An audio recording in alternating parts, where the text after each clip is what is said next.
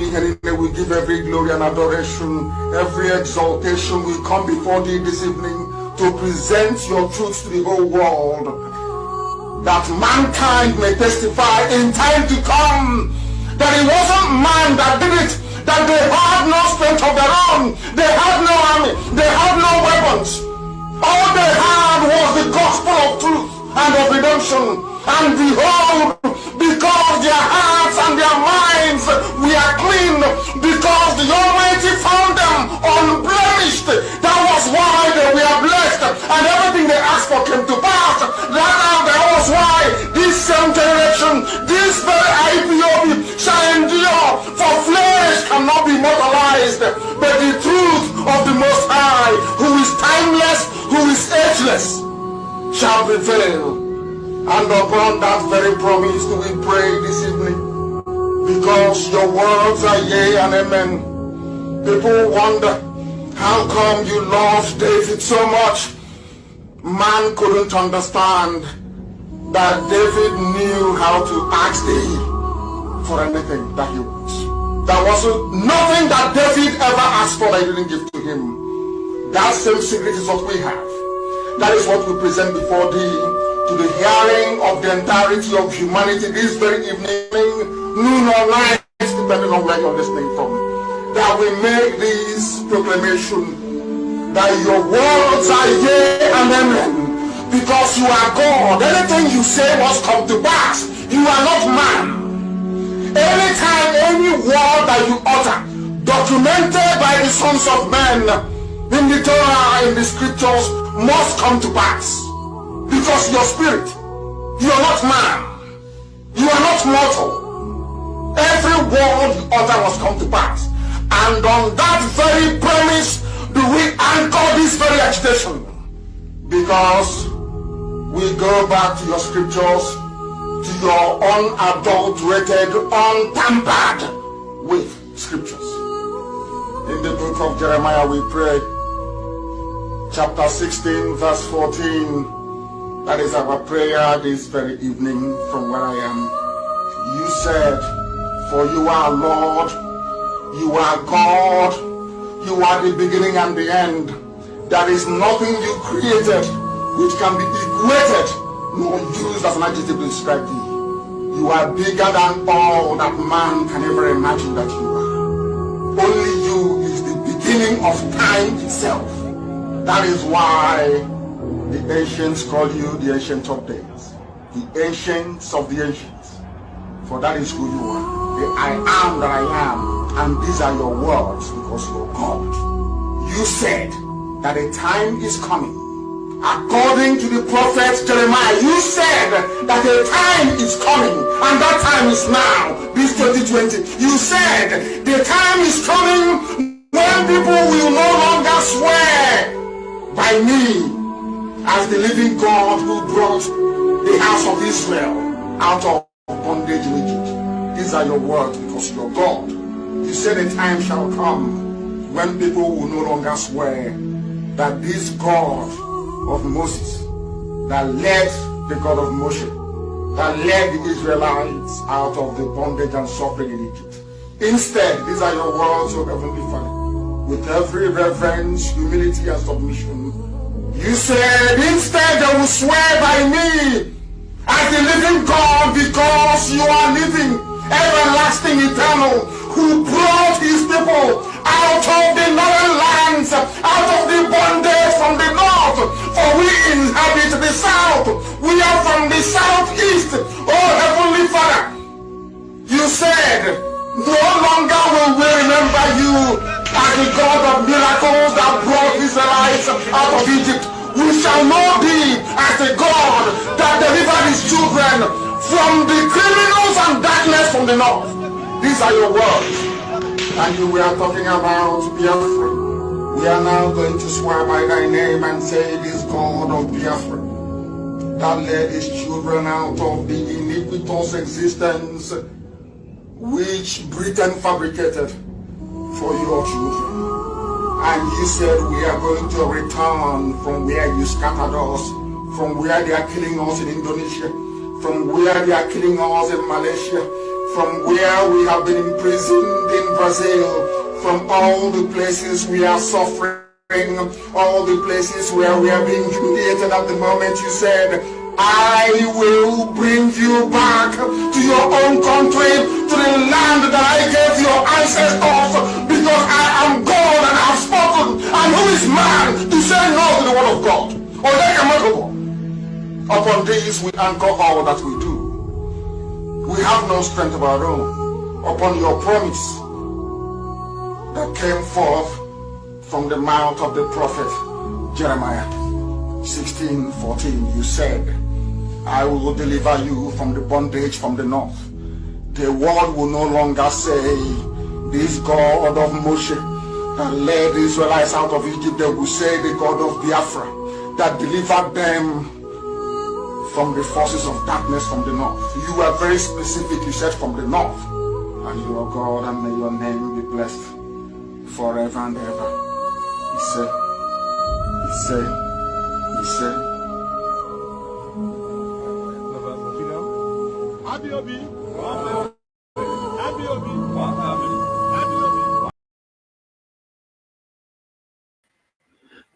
Hello, my wonderful people of Biafra. I'll say good morning and good afternoon and good evening, depending on your time zone. This is Mazi Ezumezu Nwekwensu. Please, as I welcome you, please may you welcome others. Today, we have a wonderful guest in our midst today. We have IPOB executive from United States of America. Today, we have in a person PLO, USA PLO, national. Today, we have the state coordinator. We are going to usher them in, and they will introduce themselves to Biafrans. So please invite your friends, share the program, hit the love, and invite people. We are going to do justice on our topics today. So without not wasting much of your time, we are going to bring them in. Mazi, you are welcome. You are welcome, sir Mazi. Thank you, my brother. You are welcome, sir. You're Thank welcome. you so much. Mazi, you are welcome, sir. You're welcome. You are welcome. Sir. Thank you. You are welcome. You are welcome. Please, Mazi, the PRO, please introduce yourself to Biafrans, please. It's very important, please. Thank you. Mazi Ezumezu. Yeah. My name is Emeki Uwa. Yeah. The National PRO USA IPOB. Mazi, when you play the voice of Onyendo, when I hear those words of Mazi Nnamdi Kanu, yeah, it gives me goosebumps all over me. What comes to my mind is this. Those people who were surrounding him, who were around him, when he was making those statements, giving those thanks, what was on their mind? They thought, we have a government. They were fanatics. They could do anything at that time to show their loyalty to Onyendo Nnamdi Kanu. But where are they today? Where are those people? So sometimes when I hear his speeches and hear most of the things he says, what comes to my mind is there were people around him. There were people who were telling you one thing or the other, fanatics. People who were only securing a position for themselves. That, yes, we are members of IPOB and this is who we are. Making one big mistake. It's not a government. It's freedom fighting. It is freedom fighting. It's not a government. And freedom fighting goes this way, undulating wind of uncertainty. And when you endure to the end, you have a nation. We don't have it yet. This is when Onyendu needs everybody, everything that he can get around him to make that final push to a freedom. But where are those people? Where are they? Ndewo Mazi, Ndewo. I can even Ndewo Mazi. You're welcome, sir. Ndewo, no, you're welcome, sir. Mazi, Mazi Cosmos, please introduce yourself to Biafrans, please. Thank you, Mazi. Thank you. Yeah. Thank you, Mazi Wagun. I greet you, sir. Yeah. Fellow Biafrans, lovers of freedom. As always, my name is Mazi Cosmos Duru. I am a coordinator here in the state of Maryland. Thank you.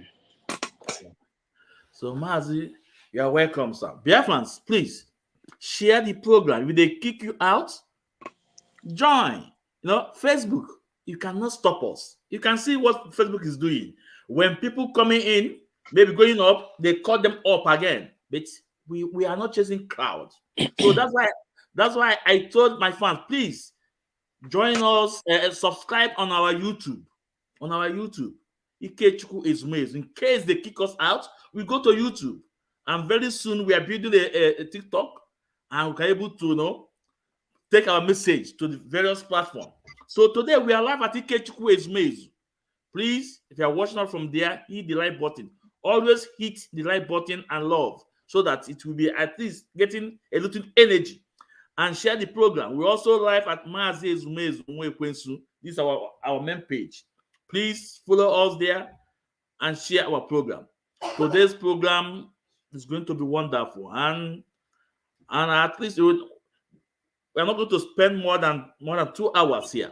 We are going to do justice to the topics for what we are about to discuss today.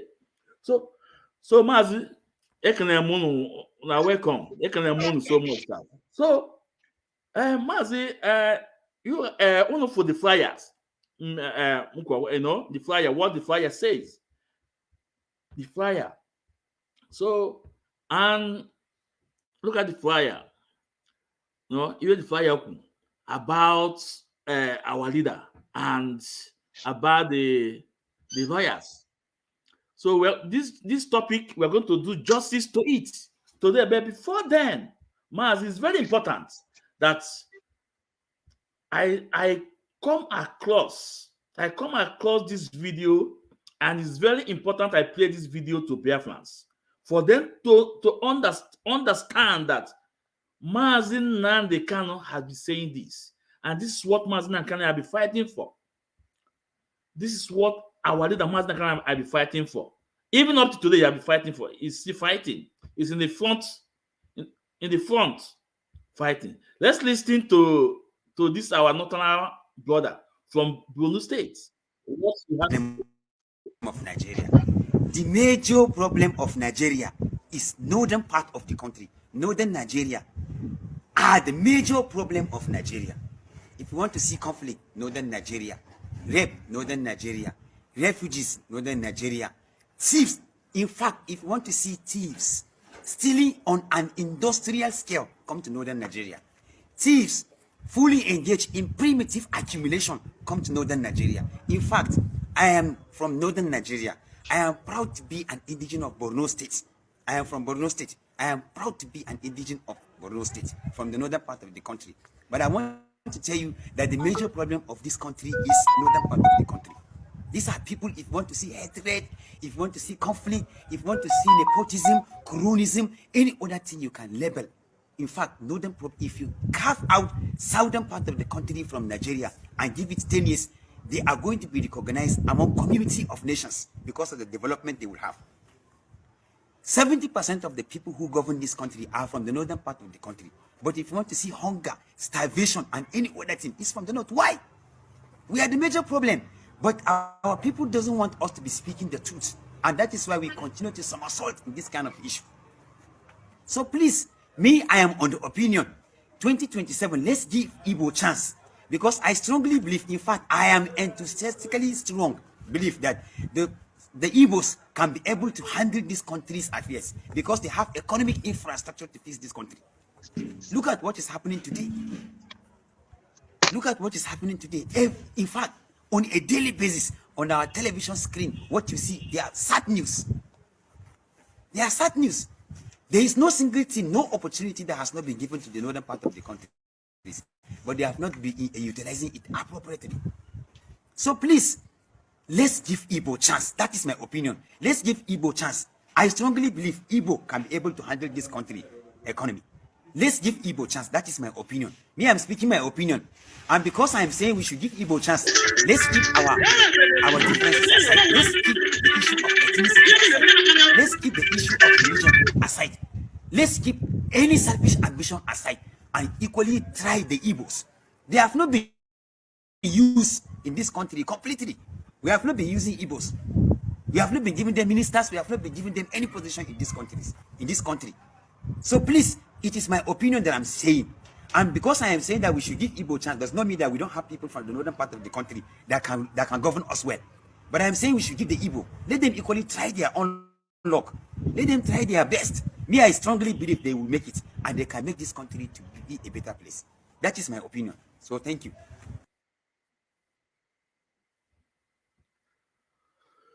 So, Mazi, you have what our northern brother said. It's not too far away from what Mazi Nankana be saying. Remember, I already said, a time shall come, the northern will be begging Biafrans to go. And this is just the beginning. And if you listen very well to what that young man said, he said it all. He said it all. Even in Okudia, pure truth. Even in Okudia, pure truth. He was telling them, let's give Igbos a chance. And they know the problem of Nigeria today, if not Africa at large, is Igbo man have not been on that seat. And that is why Kano is fighting. Remember, I wanted to Mazi Kano, there was a time in UK, he went to a protest asking Nigeria government to do the needful. He led a protest in UK asking Nigeria government to do the needful, to recognize every ethnicity. But guess what? Nothing. And here we are today. So, Mazi, Cosmos, please, the state coordinator, please, in US, what do you have to say about this topic from this young man? What he said? Thank you, my brother, and thank you all Biafran listening and watching from wherever you are. I congratulate him. I thank him for what he has said, and that was his opinion. And to me, that opinion is coming too late. My opinion is give Biafrans the chance to go. That is the opinion I have on that, because we cannot be deceived and be deceived every day. Give Igbo a chance. Igbo can do this. Igbo cannot do anything. All we need right now is Biafra. Then we can know if we can do it or we cannot do it. With that country called Nigeria, nothing Igbo can do as of the moment. Thank you. Yeah. Mazi Ndewo, Mazi, I really understand the angle you're coming from, because I could remember when Mazi Nankana was crying, asking them to do something, that a time will come that will be no going back. That a time will come that will be no going back. And I already have said that we have crossed the Rubicon. We have crossed the point of no return. So Biafra is our nation, Biafra is our motherland, and that is what we are fighting for. Thank you, Mazi Ndewo. Mazi Emeka, Abem Nobiru. Please, what do you have to say about what this young man said? Please. Mazi Ndewo. Yeah. I really empathize with that young man. He's putting up a cry.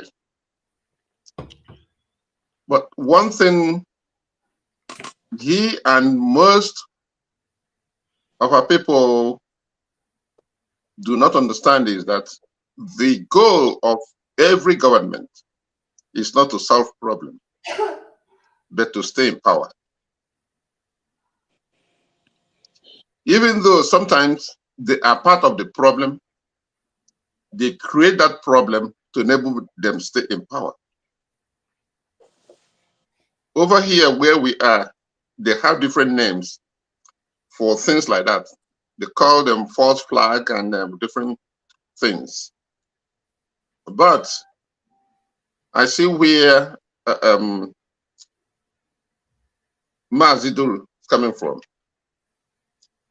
Even though those problems are there, he's putting up a massive cry that these things are happening because Igbos have not been given a chance. That is not the solution. That is not the solution. The Igbos have been gone for a very long time. Even though we still have some of our people who are bowing and doing what the government wants them to do. It's always the case in any government. They will sell out, they will sacrifice their parents, their mothers, or anybody to accomplish what that government they want them to do. They are in the government for that purpose. It doesn't matter who they kill. After all, Wike was bent on exterminating the people of Obibo. His people. Igbos like him. He wanted to wipe them out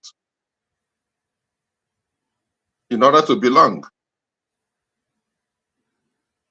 So I understand where that young man is coming from, but he's not solving the problem. It can never solve the problem. Give Igbos that chance. He will still do what the master wants him to do. The puppet master is always there to move them around what they want them to do. That is not the problem. That is not the answer. The answer is we want our freedom. That's the bottom line. Thank you. Yeah, there were Mazi. Mazi, you know the most why say what I found in that statement is that the Northerners by themselves are beginning to feel the heat. The individuals, they are beginning to feel the heat. They are beginning to know that Igbos are not the problem of Nigeria. That them themselves, their fathers, are the problem of Nigeria. This one thing that young man have also established. And now, Mazi, we have to, I want to play a video of our own brother, Apis, where he was lamenting. No, where he was lamenting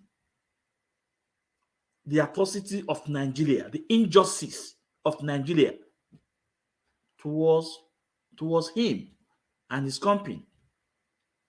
And also, this Apis, this our own brother, have a loud voice that it can speak.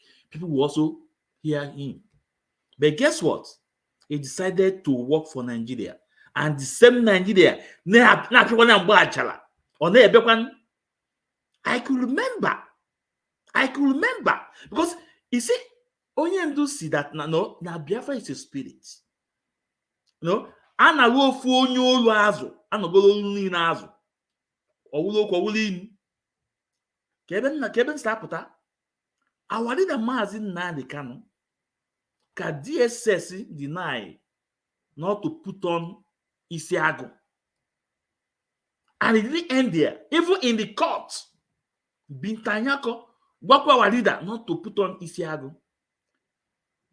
This thing about our leader can name or Igbo lays, because Isiagu will be as we as a people. That only that statement from Bintanyako, or no, at least all the Igbo politicians could have intervened in that issue. Tell them why. But guess what? The same APs got fly to UK. Then some of his crew, people start protesting. People start saying that they have to have their own airline too. Yorubas, also not us. But I also remember the Nation Cup, the last Nation Cup, the national team, all of them put on Hausa attire. And even in that national team, our own people made up to 60% or more than 60%. But look at APs, an individual. Can people now as no, they aren't going to take it. But it's good because all who that need one fight, that statement from Bintanyako, that statement from DSS, it not Omaru is on tongue. Omaru is on tongue. Onye can just now. Ana go for new azo. Ana go only in azo. Now let's hear his lamentation. What he said in Arise TV, you know, how they stop him not to fly to UK. Let's hear his lamentation. It's very important.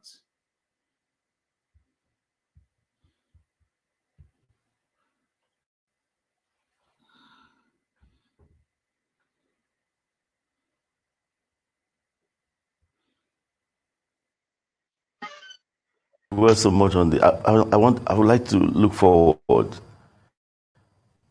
because if you start discussing all the challenges that faced us towards achieving this London route, honestly, you feel like crying, you feel like weeping. First of all, you suffer what I call both internal and external conspiracies. It took us 7 years. We got the designation, I think, about 6.5 years ago, to go into London. Since then, it has been cat and mouse game.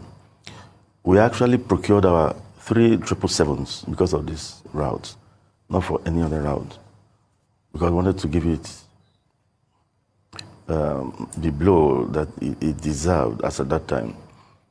However, we were not allowed to go. It's not just, whether you like it or not, there's what we call international aeropolitics, which is very dirty. We applied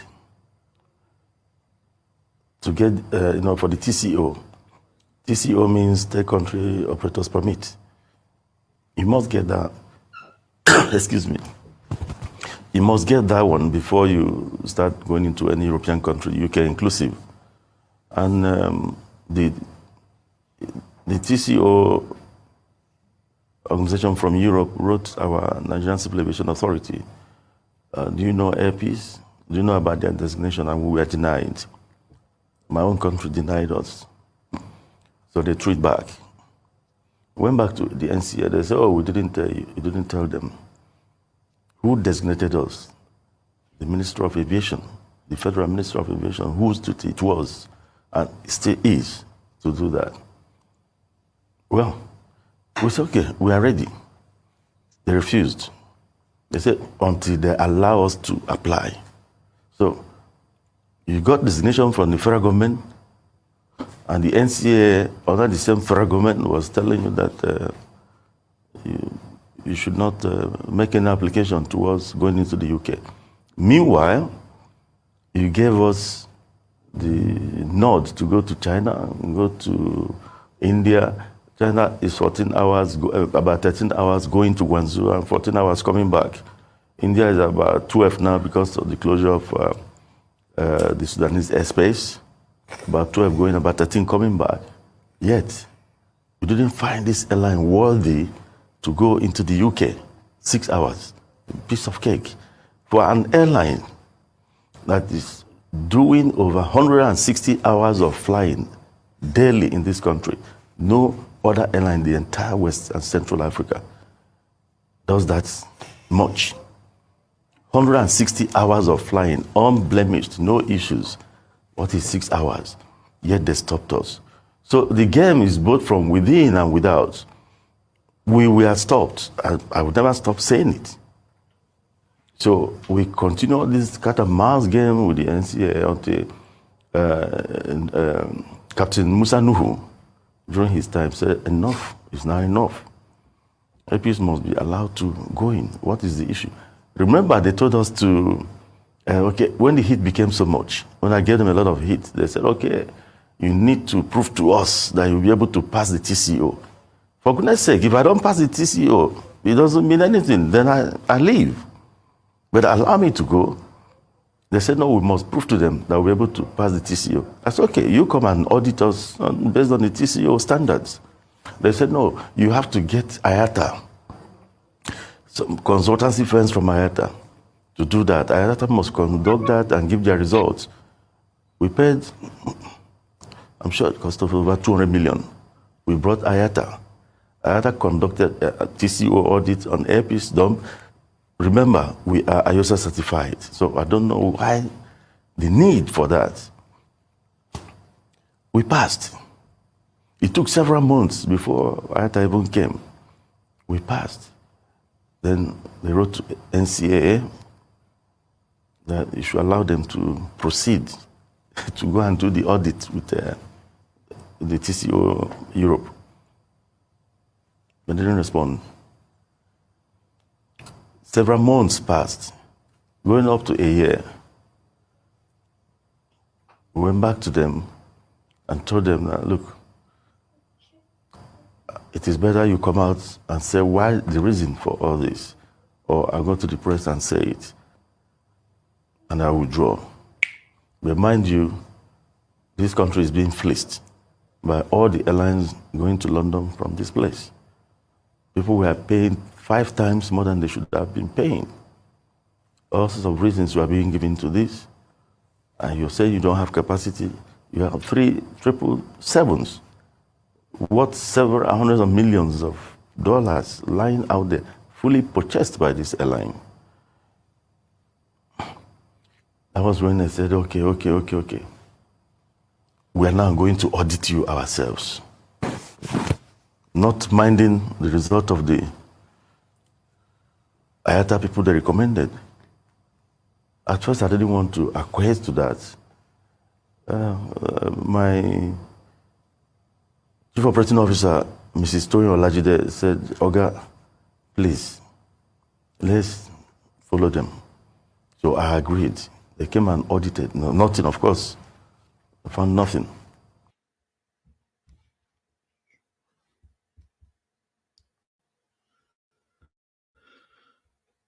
Yeah. So, Mas, this lamentation from APs. No, the reason why we are playing these videos is for the world to know the injustice done on us. For the world to know the injustice done on us, and the reason why Biafra must let stop. And don't forget, this man is their stools. It's one of them too. They look at the way they are dealing with him. He said even his own people. And don't forget, if you go to that ovation now, don't surprise the number of people he employed must be, the much number must be from Yoruba and Hausas. You can see where he mentioned the chief operating officer. You can see the name he mentioned. Oh, no, the Afro mentioned. And this is the same man. The local flight in Nigeria from Lagos to North is more distance. No? Do you know the amount they pay from Lagos to Lagos to North is more minimal than than the amount they pay from Lagos to East. And East, the hours is, I think it's about 45 minutes. But this guy will charge us so high. They are still dealing with him. The same way they close Ibeto Cement. They close Nkalago Cement. They close the Blueways. Everything that we have in all the major industry, they shut them down. They shut them down. And this is the reason why our leader Mazi Nankan is fighting. So Mazi Emeka, the PRO, please, what do you have to tell us about our own brother, Apex?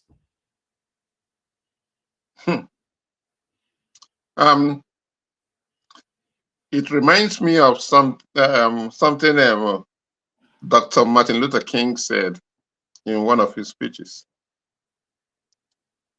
He said that all the people are lamenting. Wherever they are gathered today, they are saying the same thing. We want to be free. Mazi Epis, I don't know, forgotten his name. He is crying because his area of operation has been changed. He's not operating on the same level ground with others. They've raised the goalpost for him because he's an Igbo man. And he's complaining to the world the way he's being treated. But one thing is obvious. What makes you think that when your people are being mowed down and you are a chosen disciple, that in the process, after killing your people, they will convert you to one of their own and you will change to be them? He is a stomach infrastructure. Let me just put it that way. But he's crying, not because they have rejected him. A stroke of the pen would end his business. He knows it. They don't want to do that to him yet. They want to punish him.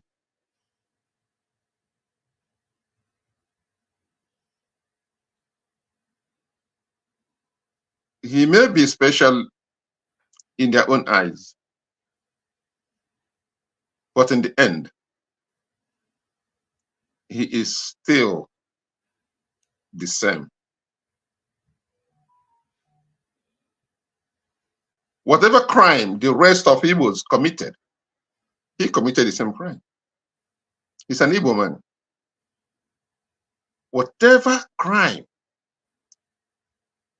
the poor lady who is selling granite or who is selling vegetable in the market to put food on the table for his children, for her children, because their father has been assassinated by their soldiers. He committed the same crime because he's an Igbo man. They have not removed his food. They are just telling him, this is the way you're going to operate, and you're going to give us, you're going to release this amount of money to us indirectly. That's what they're telling him. In the end, that's what he's going to do before they allow him to continue, because by the standard over here, he's a house nigger, a house slave. It's not different from any other person. There are other slaves who are working in the field. He is working in the house. And when they change his sleeping place, he thinks they've taken something away from him. If they want to take something away from him, they will just eclipse what he's doing. And that's the end of it. If anybody knows him,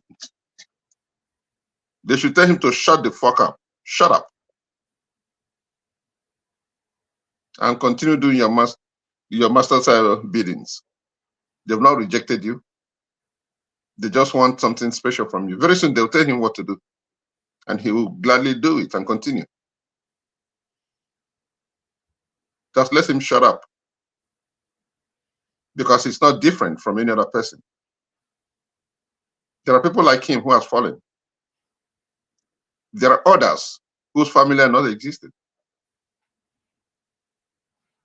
He should have a reflection of how far they took him before they allowed him that position. Like you said before, there are people like Ibeto. There will be no Dangote today with whatever he's doing, with whatever he's flashing, if the playground is level. If the playground is level, Dangote would not even be number 50 among his peers who are doing the same business he's doing. Who funded Dangote? The country cannot build a refinery, but Dangote built a refinery. Really? He's the only one who is smarter than others, who has more money than others. They should tell that idiot to shut up. Thank you. Okay, Mazi, Mazi, man, oku na on ka thunder. Ikola na gbagam. Mazi, ndewo, you're welcome, sir. Ndewo. Mazi Cosmos, please, because we don't have much time, so I know rush. So, what do you have to say, sir? Swanad. All I have to say is, Yeah. Yeah. Yeah.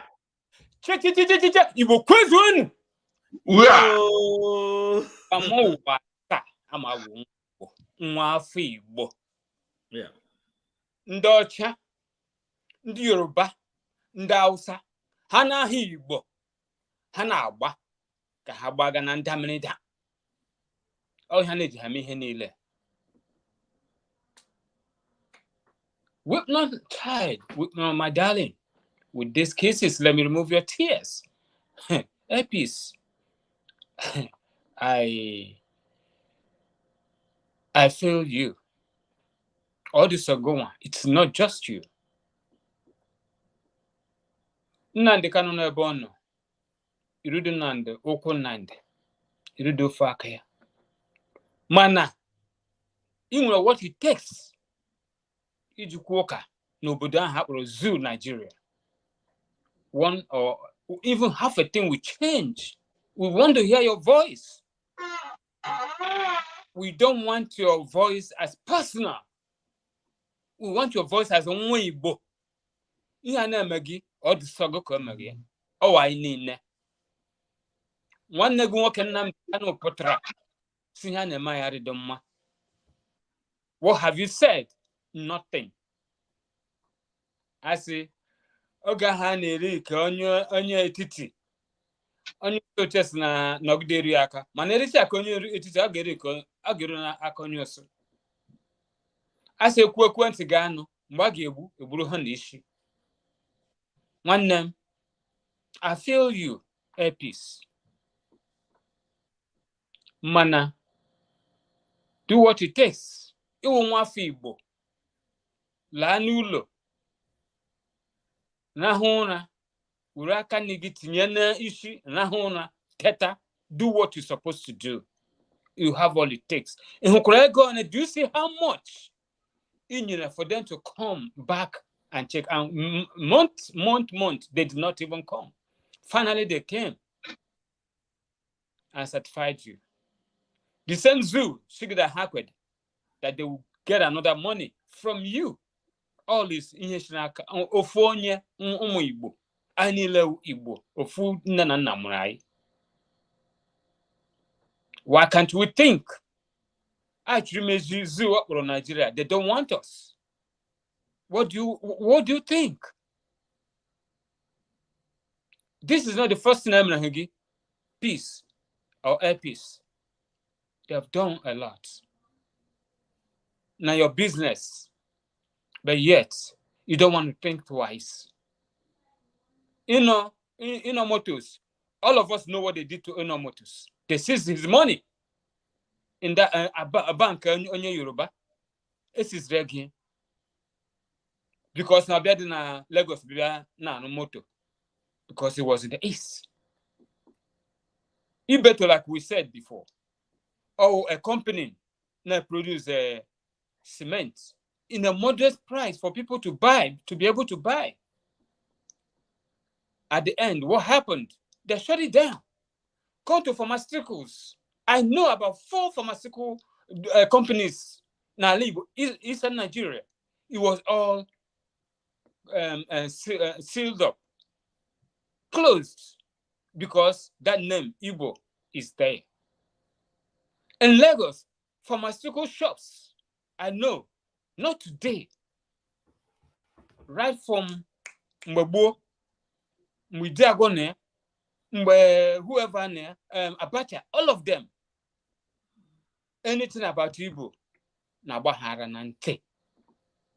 Ndị Igbo, naga. They don't want to see you. They don't want to see me. Why not? We go and think and rethink and do the needful. As Nonya through local wale, a good Jerome no. Thank you, Mazi. Maz, thank you so much. For the point you guys dish out.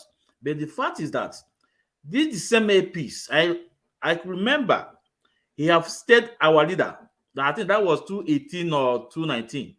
He came to our leader's compound, And this thing I want to say, I don't have the proof, but I have something in me that telling me this APs want one Nigeria, because he's thinking that having one Nigeria, big country, more than 200 something million people, that his business is going to boom.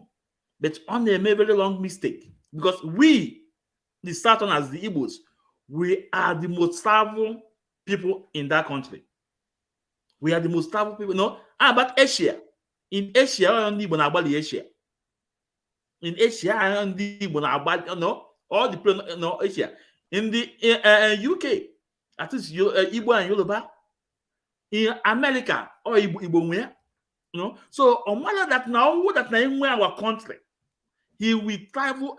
He will gain more than that Biafra than I remain in Nigeria. This guy have been working with Nigeria. It's Miz. Yeah. It's Miz. Yeah. All you could before, he shouldn't be a greedy person. He shouldn't be thinking only about his business. Yeah. That's one thing I want you to correct. Apart from him saying that his business will boom, what about others? What about others? No. So water makes the mighty ocean. Immediately I'm going to Biafra. What do you know what Nigeria right now? What a business plus other people that will become on board. Honestly speaking, because even the local flight, you make more profit than also international. But he decided to start. He decided to work with the Northerners, the enemy, and like what PLO said. Actually, no, pen. The piam a grand no is comping. Just a pen. A piam is comping with grand, and this you call starting now. Nobody knows how long oil lasts. How long oil lasts? Because if that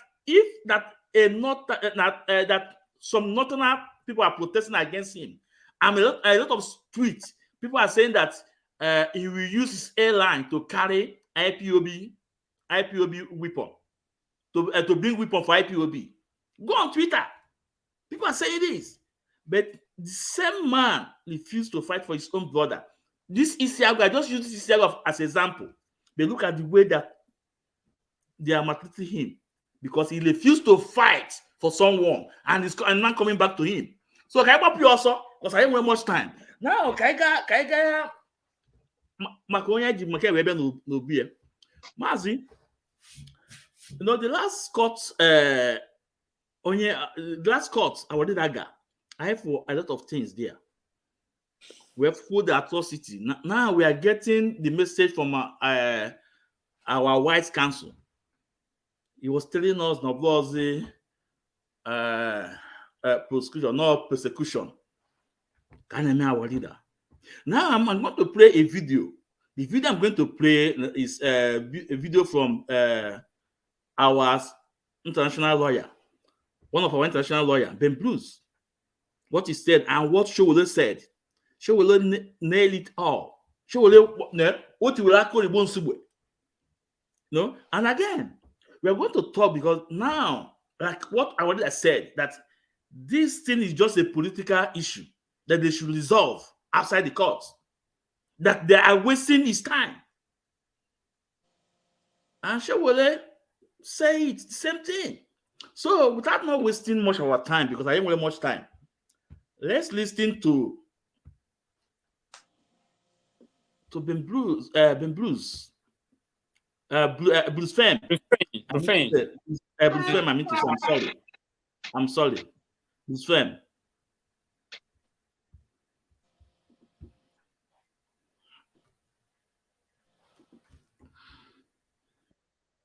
Today's proceedings, I think Nnamdi's lawyer did a magnificent job in presenting the very, very strong case for bail, consistent with the Nigerian Supreme Court's decision saying when you flee to protect your life, you're not breaching a bail condition. But I want to assure all Biafrans everywhere, the work goes on, the cause endures, the hope still lives, the dream never dies.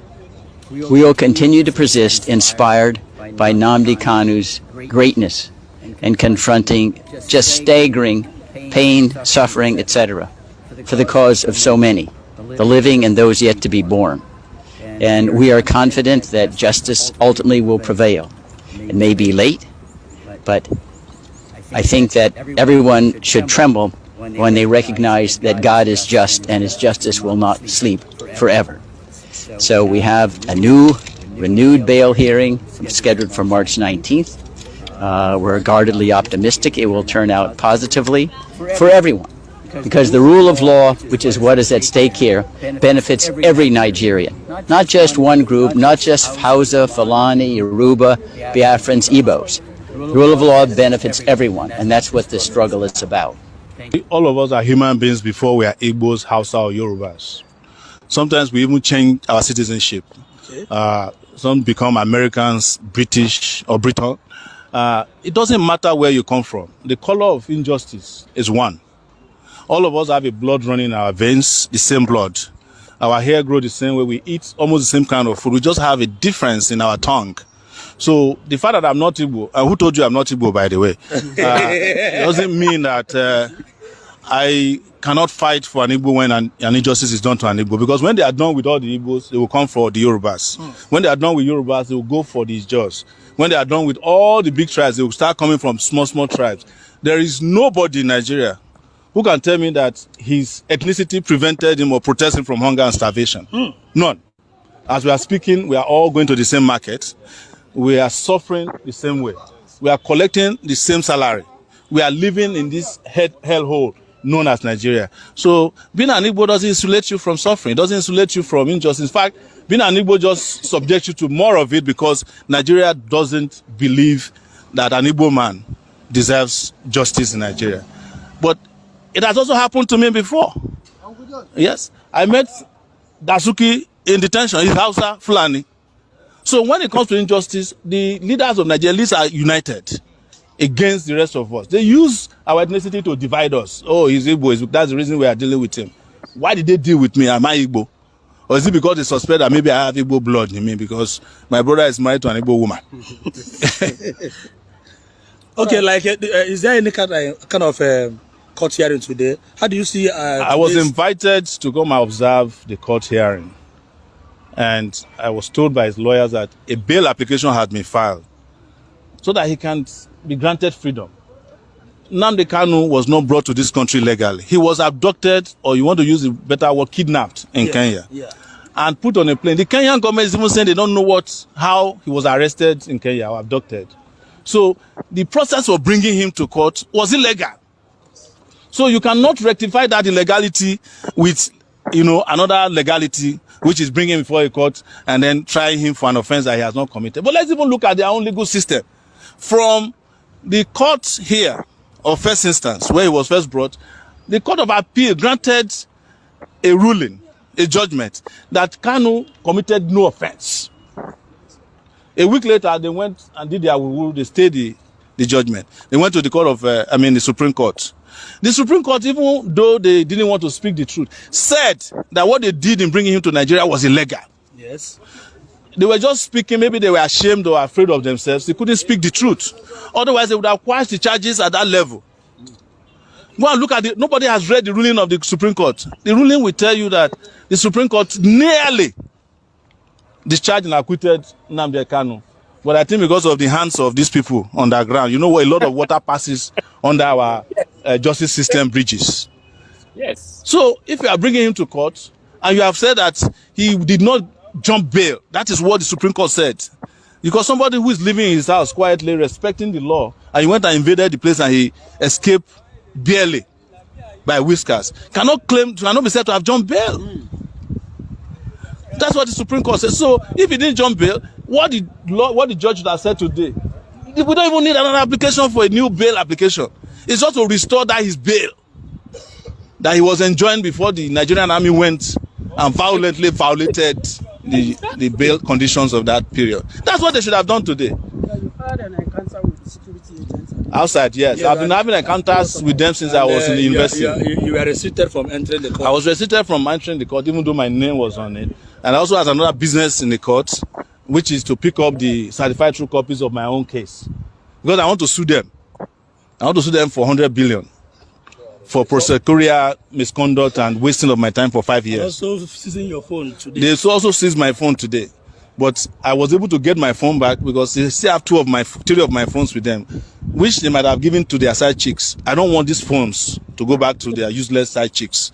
When they steal your phone, they go and give it to either their children or their side chicks or their wives. So we fought and they gave me back but they didn't allow me to enter to witness the trial, which was their intention from the beginning.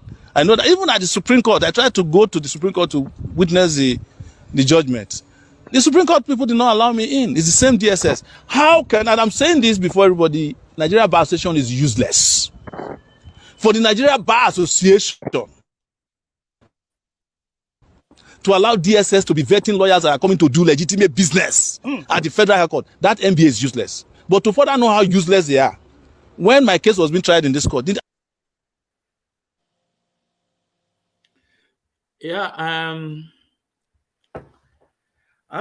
can we see about before we continue, because all the too much maybe only you forget even you can go there no guy where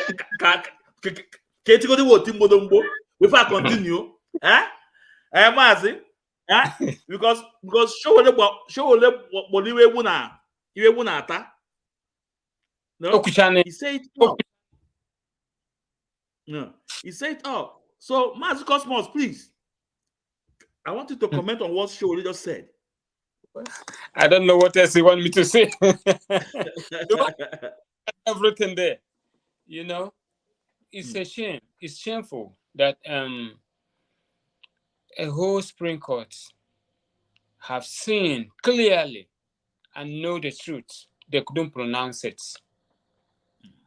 One, they said Nnamdi Kanu did not jump bail. They sent the military. Do I even call them military? They sent the the terrorist military to go and kill him. Both foot soldiers and the ones in a helicopter to go and kill him.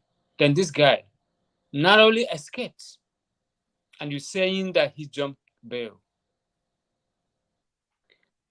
Look at how they went and kidnapped him from Kenya. Today, they're in danger. Nigeria and Kenya are in danger. They want to kidnap this man there, blindfolded, handcuffed, and bring to Nigeria. And yet, you have the guts to tell him to come to the courts. Now, you don't want to give him bail. You plotted videos and all this gallant in your DSS where he is. He cannot even talk to his lawyers freely. He cannot even exchange anything with the lawyers. Instead, they'll be whispering to his ear. How are you going to think that this man will come and stand trial in the court of law, whereby all his defense you have actually and indirectly taken everything in your possession? That's invasion of privacy. So having said this, my good brother, a lot of things, it is just because of, he said it all, because of what they are getting, because of the money the government is giving these judges and the whatever they call them in the Supreme Court. And that is why he still end up back in High Court, the lower court. Even to restore the bail that they took from him, they did not, which the Supreme Court has already said they have no business in denying his bail.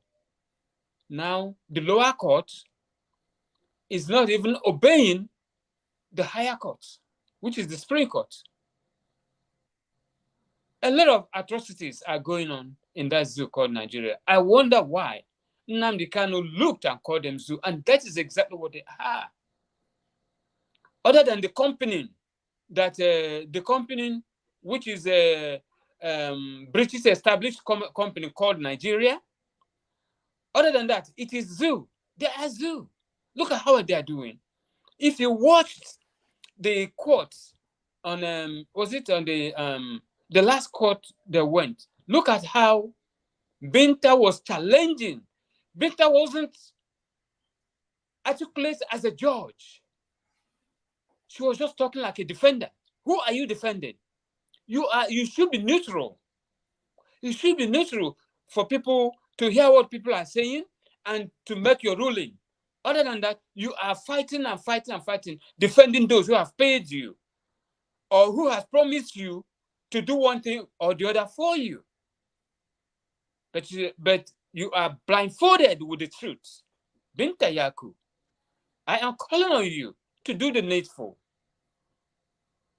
Because you took a course, you took your own position as a judge. Please act on it. Do as you're supposed to do. You cannot be defending someone whereby you're supposed to be neutral to hear from both sides. If you Nigerians don't know how to do things, please go to abroad to learn it. Go and learn. Probably the one they taught you, they did not teach you well. They were teaching you because of the Biafrans, the Igbos, how to deal with them, how to turn the truth around and say otherwise to the Igbos. We can hear what An Hausa was saying. Igbo is never a problem in Nigeria. Igbo is a uniter. Igbos are uniters. Biafrans are uniters. But yet, from head to toe, from the president to the least, to the local government, none of them is sincere in Nigeria. My good brother, let me give time to my comrade here. Thank you. Yeah, Mazin there one day because all my I have much time. But Mazin, national PLO. Before I got no big match on where much came to Chaka. Our leader, Onyendu Kobo. Where did that somebody is a leader and somebody is a ruler. Mazin Nanikan is a leader. Onyendu. He practiced what he preached. In 4 cardinal points, Mazin Nakanuku. One, also we will remain fearless before our enemy. That's what he said. Our leader, before Bintanya Kobaria, that I will defeat federal government in this court. That's what he said. I said, I will defeat federal government in this court. This is the voice of our leader. And he checked that 4 cardinal points he mentioned. On number 1, remain fearless before your enemy. Now, Mazi, I want you to start from the appeal court that Showolo mentioned. That appeal court discharged our leader and acquitted our leader. They went and do Gangolo. A lot of water passed under the bridge, the long hand, you know, because our leader said, I will defeat you in your court. And a lot of people, learned ones, a lot of son, fatherless, that Mazin Nan can have no case to answer, that they are just wasting his time. And I would say it, that this is political. So, Maz, I want you to start from the appeal court where our leader was discharged and acquitted. And they went on to do Gangalo judgment about state execution, from state execution to appeal court. So, Maz, please, let's hear your thoughts on what Showole said. This is important. Thank you, my brother. Yeah. What Onyendu, that statement, I will defeat you in your court. He wasn't talking to Binta Yanko. Yeah. He was making a general statement and telling the people that are holding him there that I understand the game. The judge is not the arbiter of the whole thing. I know what you guys are doing, and I will come out of this. That's all he was telling them. Binta Yanko understood exactly what he was saying. She understood clearly. And the issue of Supreme Court or Appeals Court, that will take me to the misconception we give to rule of law and court system that we have in that country in particular, and the entire universe in general. In the court, we think that we go there to get justice. No. If you guys remember the story they tell us about the trial and the crucifixion of Christ, Christ said something to Pilate, and Pilate asked him, what is truth? And turned back and walked away. That question was never answered till today. When we go to court, we go to a place where two people are playing game. A court is where balls are played. And they play balls with racket in the court with a referee who is there as the judge. The referee gets paid in spite of who wins. And the ball is played in the court with racket. See, we borrow certain things and we use certain words we do not understand. The concept of playing ball in the court with rackets gave rise to the word racketeering. And that is what we're seeing in Nigerian court today. The ball is being played.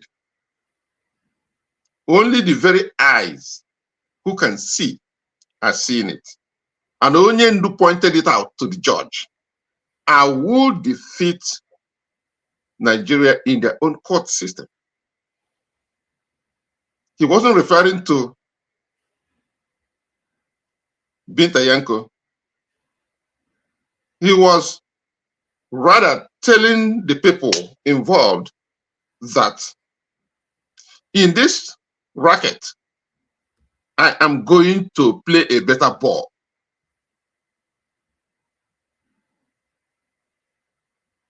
I'm going to play a better ball in this racket. You call court. And I will come out a better player. I want everybody who is listening to this thing to remember this. You don't go to court to get justice. Because even if you go to court to prove that you're a man and not a woman, there is an opponent who is coming there to tell the people that you are a woman, not a man. So the very thing you think is true is not true in the court system.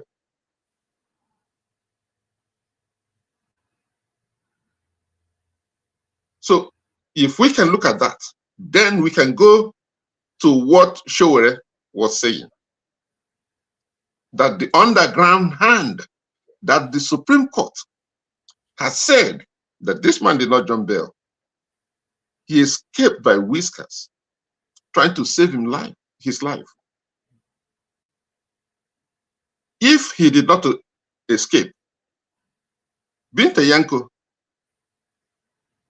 will have no case to preside over. If they succeeded in killing him, that would have been the end of the case.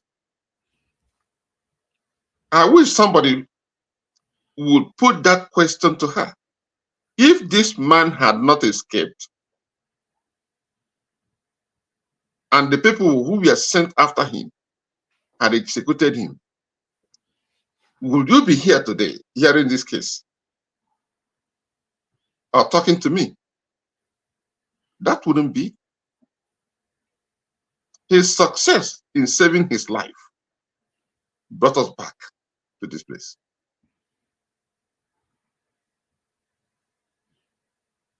So when you look at the whole thing, it is a racket. In the court system, if any attorney is listening to me, he will understand that what I'm trying to explain to them is what they call racketeering. They know the game very well. Onyendu's case is coming up on the 17th of this month. And I read something from Onyendu's attorney, Mazi Duru. I think we have it in our platform, on our platform. Yes. Where he was saying, explaining to us that they have filed an appeal to the denial of Onyendu's bail, because they need by law, they need privacy, one-on-one situation where they can discuss his defense with him. That's a given. The law calls for that. All they're asking is, give us a room where your ears and your eyes will not be entertained, so we can discuss how we're going to defend this man. That's all. And you think Binta Yanko does not understand that? She understands that very well. She understands that very well. But she is in the court, watching the balls being played. And of course, she's not an impartial observer. She's a partial observer. Either something is tied around her neck. If you do this way, remember this. If you do this, remember this. Good points. If you do this, remember this. If you do this, remember this. She cannot be an impartial observer. She's a judge. Win or lose, she gets her money. But in getting her money, she must think in a certain way, because if she thinks as an impartial observer, they remind her, look at your neck. Something is tied on your neck. We're going to drown you if you do this. And most of the people in that court and in that system, they understand that. They understand those things. But on 17th, Attorney Jimako said, we need a place to prepare for this. So I don't think Jimako will come out there and tell the judge, we are ready for trial or we're ready for this, when we could not prepare the case with our client due to non-privacy. So on 17th, I don't know what we're going to hear or what we're going to see. And that denial of bail, according to Mazi Jimako, has been appealed to the appeals court. They've gone back again to the appeals court for inconsequential argument.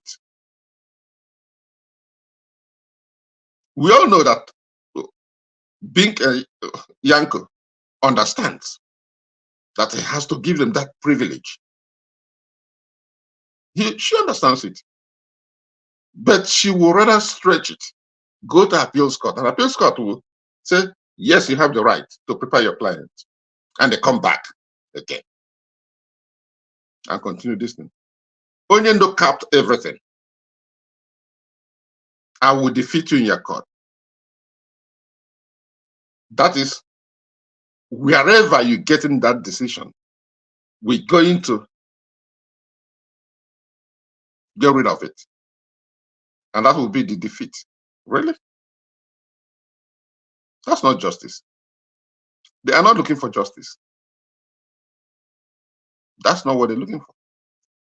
He asked them the question, where is the treasonable felony?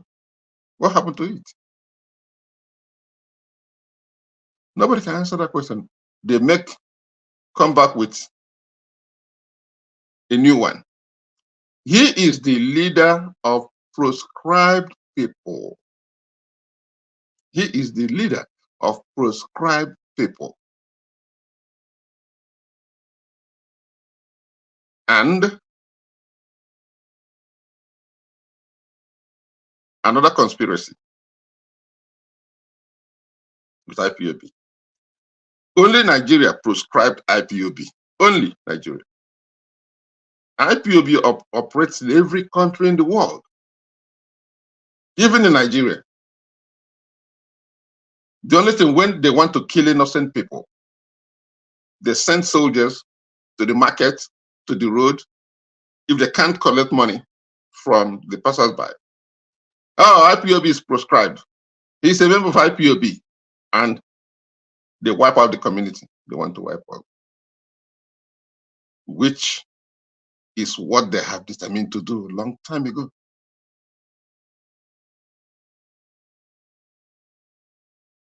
But we continue. We can never give up. There's no giving up in this. They understand there's no giving up. This is an ideology. They know it's an ideology. And you don't defeat ideology. Never in history. Never. Never. You don't defeat ideology. Even those of us who are saying this, if we are wiped out, we're out. There are individuals who will watch and listen to what we're saying today and put it up from there and plant it somewhere, and then it will grow. I remember during the Civil War, this then Secretary of State, Henry Kissinger, he was explaining to the President of the United States Nixon, that these people are the wandering Jews of West African coast.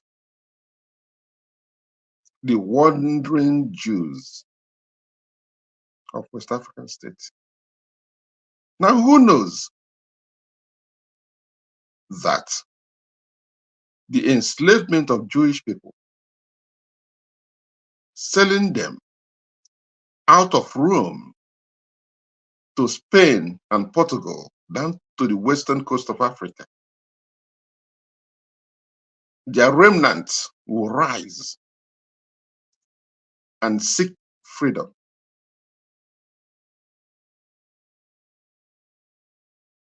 Who knows that these people are not going to rot away and die? They are still there. They are still demanding freedom.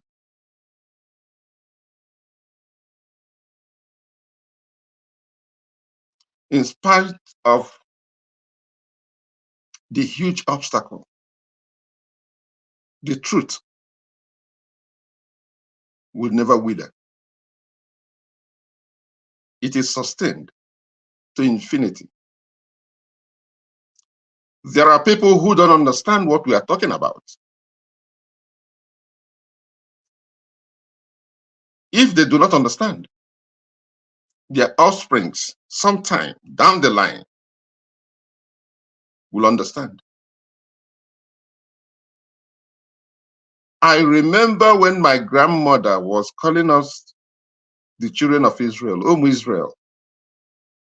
I asked my grandmother, but not I say Israel, I won't do it. I said, no, here,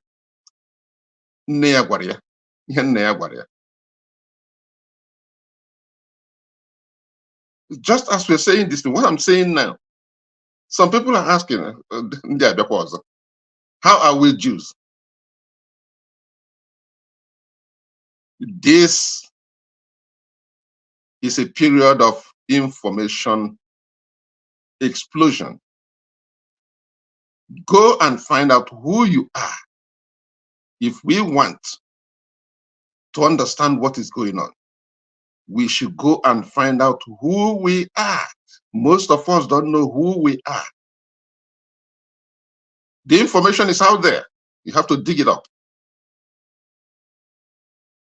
Find out who you are, then you know what is happening to you and why it is happening to you. Thank you. Just as we don't have much time, and Showole video, I need to stop it so we can go to another topic. But Showole did say a lot, no? So, Maz, just what you say who we are, you know. Ayaka Molo Ndaibo. Ayaka Malan Ndaibo. But time is coming. With restoration of Biafra, the whole black race will know who they are. No? Yep. A few days ago, we saw what happened in Russia. What Russia revealed out about so-called Black Jesus. But we don't want to talk about it. Today is not his topic. But one thing that message we are passing to the world: extraordinary rendition is an international crime. But the whole world keep mute. America that claim that they are police of the world, they keep mute. EU that claim that they are in front of human rights, they keep mute. UK, we know what they are doing. Canada, Australia, all those Western world, all of them keep mute. They are not saying anything. Guess what? Game of interest. Game of interest because of what they are gaining in Nigeria. Look at the Jewish. The Jews adopted like 2 million Jews. The whole world is crying. They say it is the worst crime ever committed in the whole world. But it's a lie. King Leopold killing millions of people in Congo. In Congo. Nobody's talking about that. How about Biafra? How many millions were by during 1967 to 1970? At the end of the day, they use salvation weapon to kill our ancestors, to kill our mothers, our fathers, our sisters. They use hunger as a weapon. The whole world keep quiet. One thing that the message we are passing to them tonight, they cannot stop coming of Biafra. Because coming of Biafra is ordained by Chukwu Okike Abiama. And Mazi Nnamdi Kanu is the man. And he said he was born for this. That is why when I see someone somewhere trying to tell us that he's in charge, I laugh. But our leader is there, fighting. He told us that he will come back. Today he's there. Now, so now there is a video I want to play from our wise council, because everybody knew that Mazi Nnamdi Kanu case, Onyendu case, is a political issue. It's a political issue. It must solve. That's why I say these are our elites, our politicians. That's why we saw in one of the on the media, in the newspaper, in the mainstream media,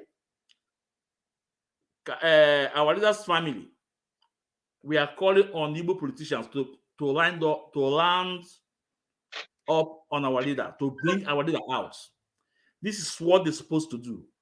Onye Igbo, and you're a politician. This is time for you to raise your voice. On 17, you must be in Abuja. We want to see the senators from all Eastern region in Abuja. It's time, because time shall come.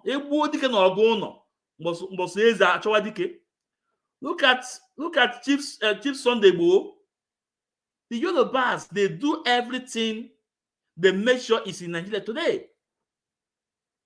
Look at Adeleke grandson that was prison in Scotland or in UK. He said it with his mouth that the Nigerian government intervened, and that's why he was released. And he's planning to come back home with his family. So, how about in the north? Former Zamfara state governor told us before our eyes, he advised Tinubu not to use foot soldiers on his people, on bandits. He said they must talk to them. He said because those people need school, they need market, they need hospital. They were all the ethnics, they are protecting their own people. But we Igbos, and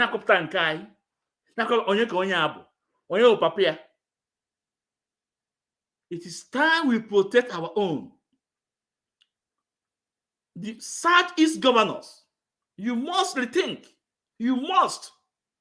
The Igbo politicians, the elite, the Igbo's, the church leaders, this month on 17th, you all should be in the court, because by the time Bintanyako will see Igbo, oh yeah, yes. Now, let's listen to that video. Because actually, that must a lot of them indigenous and the Kanu there. I am saying it's clear and clear. I got there now. Akumana, okay, Kriyoku, Ishikani Jakwe. A lot of them indigenous and the Kanu born Okita. Hapuga, our Hindi woman, out of Hindibo. Happen the politicians and dig a bunna nana, Jimino Guago, Yafoni Hosa. Because Hagla, only up to no beer, no chocolate, Ndibo de free. Yaga, only after no beer, Hagla. Maz, I understand the area you come from because we know the antecedent of Hope Uzodinma and the rest we know. But the fact is that there are some good ones that we are calling on. Like somebody like this guy, Imo, the House of Leb, Imo, from House of Leb from Imo State. What is his name? His full name? Chiyelugo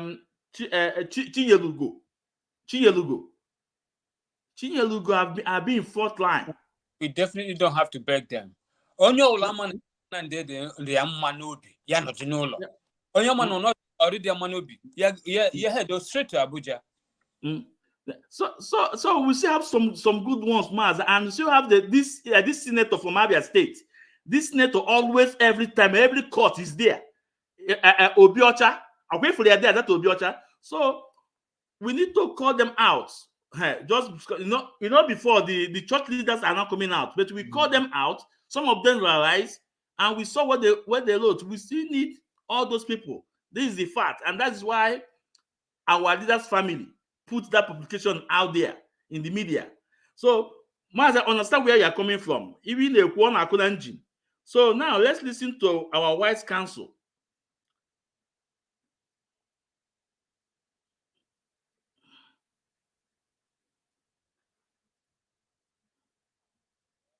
Leader of the prescribed and violence the charges against the leader of the prescribed indigenous people of Biafra, Nnamdi Kanu, in the interest of rule of law. The lead counsel to Nnamdi Kanu, Alo Ejimakor, was speaking with journalists in Abuja on Friday on the plight of his client, described the ongoing trial as unfavorable to Kanu. Correspondent Kuliojo reports that Ejimakor, who frowned at amendment made to the charge against Kanu, declared that most of the charges are political in nature, hence the need for the present administration, led by Bola Tinubu, to review the case.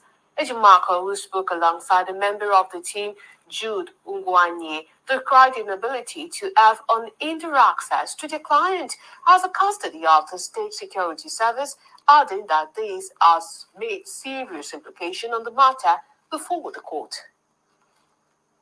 Too many bad things have happened, and we're hoping that we'll come full circle to a point where people will sit back, government officials, the federal government, led by President Ahmed Tinubu, to look again at this case and to see whether this case has any merit at all, or whether the case was, as it were, politically motivated to the point that the present administration should not have any business inheriting it. We have done a bail application, a fresh bail application, which was denied. We raised objections to his trial due to the fact that we are not able as a team and individually as lawyers, when we visit him at the detention facility at the State Security Services in Abuja, we are not able to consult with him properly. As lawyers, we are entitled to meeting with our client, Mazi Nnamdi Kanu, liaising with him, discussing and hearing from him what defenses he has against those charges. But each time we make effort towards seeing him, we are restrained by the DSS. I'm a victim. The allegations against Mazi Nnamdi Kanu are personal allegations against him. He's the only person that can tell his lawyers what he did and what he did not do, and what line of defenses he could rely on.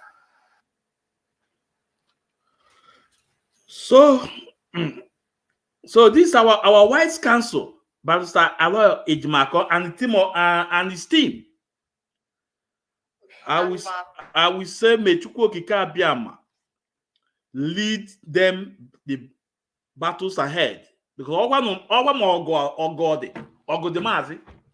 may Chukwu Okike Abiama lead him on battles ahead of them, because the wise counsel, Barrister Alo Ejimakor, have said it all.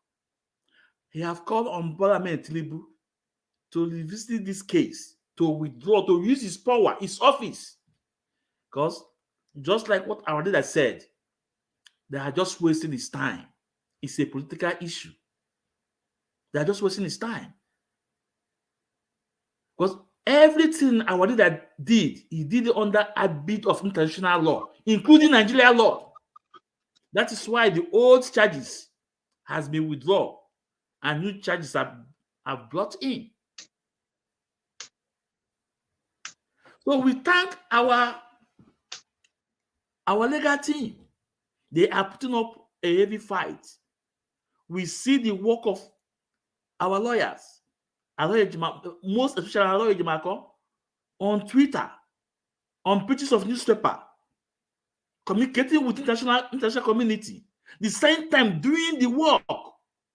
Mazi Dakus, Adam Soli or Kula, because I don't have much time here. I don't have much time. No, so maybe next time, please. I don't have much time. You can say I'm watching the program. So, Aloy Ejimako is doing a fantastically well. Now, one thing that guy did, I am so much in love with him. The Nigeria government set a trap. And that trap, you can see the Chika Paul Edoziem, aka Enemy at the Gate, Chinas and Wankita, and the rest of them, and the Chat media worms are saying that on appeal court we stand. On appeal court we stand. But Aloy Ejimako, being a wise counsel, also including our leader's family, they want to use the same rope that the government want to use to tie our leader. They want to use the same rope to tie Nigeria government. You cannot tell me that the highest court in the land, the apex court, say that our leader should go back to the lower court. And you are telling the apex court, no, you stand on an appeal court decision. The apex court is the highest court in the land. When Peter Obi went there, after the judgment, Peter Obi entered house. Obanono. He was waiting the next election. So you are telling us to stand on appeal court decision. So federal government will open a door and throw our leader there and lock it. Because they will say, yes, our leader refused to obey the appeal court judgment. So we so much appreciate Aloy Ejimako for his work and our leader's family for standing up against this enemy within. Now, Kanu said, yes, that if the SAC lawyers, San Ezekome and Ifeanyi Ejiofor, wanted us to stand on our appeal court judgment, they will not allow the state execution to stand, and we also not to be in Supreme Court. But when you allow the state execution to stand, and we also went to appeal court, now you say you are coming back again to say we stand on appeal court decision. Now that's bring us to a table. Why did the appeal court granted federal government the state execution? Why? This is what we're going to talk today. We will have to open tell Biafrans the truth, because it's only you, unless you don't want to know the truth. But the truth is out there. The evidence is there. We saw the affidavits from the SAC lawyer, Ifeanyi Ejiofor, telling us that it was Ezekome that instructed him to take affidavits on his own case. On his own case. And he knows it's against ethics of the law. And that is the reason why our leader was seen in this dungeon today. But these people are turning around to blackmail people that are doing the right work. Now, Mazi, the evidence about that affidavit from Ifeanyi Ejiofor, you guys have saw it. You guys have see the place. He said that Ezekome told him to take the affidavits. And then also the appeal court judgment is there, telling us that the affidavits that Ifeanyi Ejiofor took, Ifeanyi Ejiofor cannot be able to defend it. And that's the reason why that execution stands. So, Mazi, I think we have to play counter voice before you guys can come in, right? What you said about that state execution. That's fine. Yeah. Yeah. So.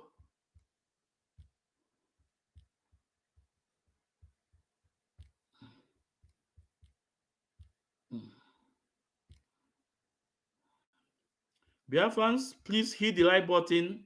Hit the like button and like the program, please. But before I play it, Mazi, let me play the courts that on that very day, the appeal court state execution, because on that very day, on that particular day, is Ezekome flyer. They meet in America, not in America. They Ezekome came to America. They enjoy here. If I enjoy flyer, not an Igbo.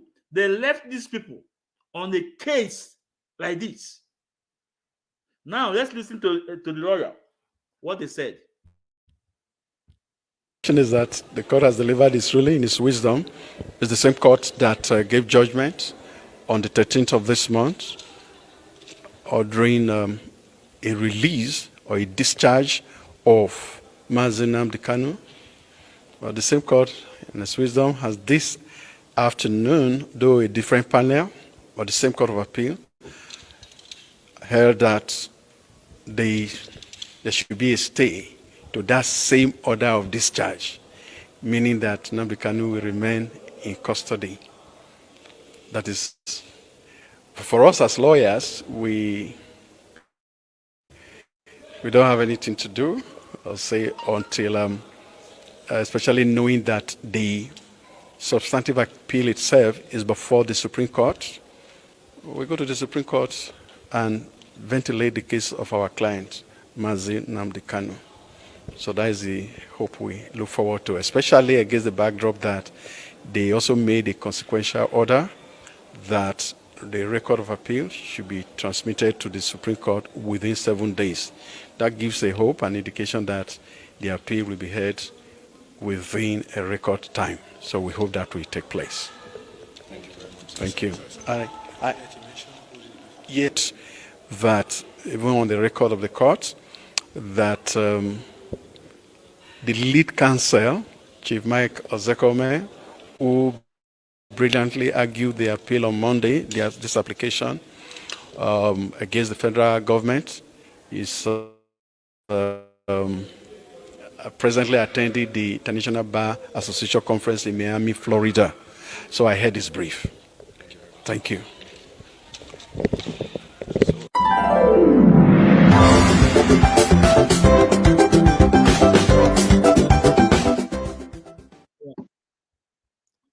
Biafrans, we don't lie here. When we say things, we bring evidence. When we say, yeah. Now, when we say things, we bring evidence. You can hear from the junior lawyer. He said Ezekome was not there. He went to America. Ejiofor was not there because they know the deal. They know the deal. They know what they committed. Now, why didn't they stay on appeal court? Why did they go to Apex Court? And we take Atipa Boaja. Now let's listen to Mazi Kanu, what you have to say before. I want you to clarify this appeal court and a federal high court where we are. What transpired in appeal court to federal high court, please. The issue of appeal court is very, very disappointing for obvious reasons. The people that are supposed to give Onyendu the best defense, protection, ended up messing up his case. In quote, I can say that they betrayed Onyendu. But I have to summarize this in two ways, two sentences. Why the stay? Because I heard many people talking about Onyendu will not stand trial, Onyendu will not stand trial. Yes. But this is something that ought to have happened earlier. And why they are saying these things? Because they never understood what happened. And they never read the ruling of the appeal court, which I posted in my wall. And you know, sometimes they are reluctant. They want people to explain everything to them before they can understand. What I have to say is this. One, that barrister, I would say that Barrister Ifeanyi Ejiofor was a witness to the same case he was defending. This is the reasons for the stay of execution. Okay. That he was a witness to the same case he is defending.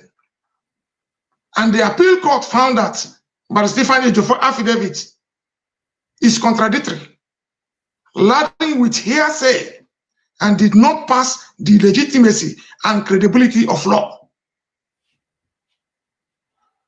Quote, that was why they stayed the execution. So this is for those who do not know what happened, and for those who don't want to read and who don't want to understand, because people are telling them what to believe, people are telling them what to do, and they swallowed it. Who can think it? That is why we are where we are today, because they refuse to understand what happened, because they could not read the judgment. But I'm glad Onyendu have sacked them. And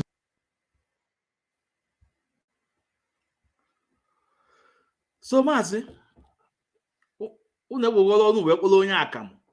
you guys listen to what Mazi Nankanu said. The evidence is there. The affidavits from Ifeanyi Ejiofor, it is there. That's why he said you must follow Kanu on Twitter, on his Facebook, follow Aloy Ejimako, and follow Prince Meme. This is where you will get undiluted truth. So whatever you need, the truth you want to verify is there. The judgment is there. If we cannot understood what they wrote there, take it to your lawyer. So Mazi Cosmos, please, the state coordinator, please. I want you to throw your weight on this issue, please. Okay, thank you, and thank you. So we've seen what happened at the courts. This is a case that our paid lawyers, Zekome and Ejiofor, supposed to be there presently, argue fervently and make sure Onyendu is out. Instead, they sold it out. They sold it and sent the baby lawyers to go there. The baby lawyers who doesn't know the basis of the case. They don't know exactly what the case is all about. They went there, and you heard what the guy said. The same what is it called? The same appeal court that discharged and acquitted him is the same court that turned around and said otherwise.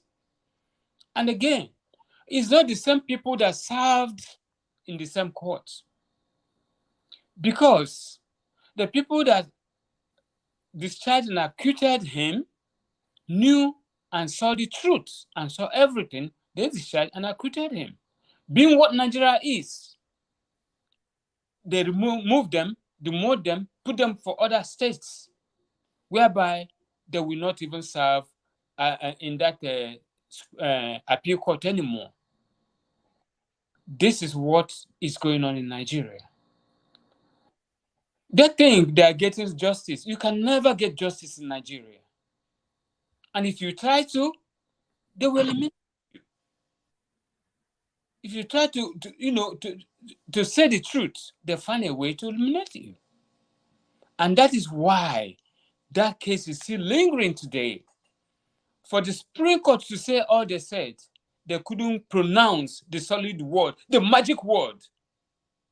They couldn't say anything. Instead, they threw it somewhere else.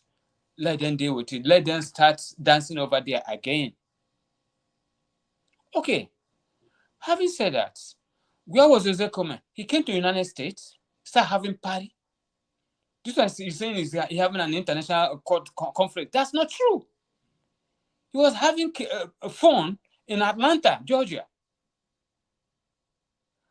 Ejiofor was somewhere else in Nigeria, enjoying, while Nnamdi Kanu is languishing in jail.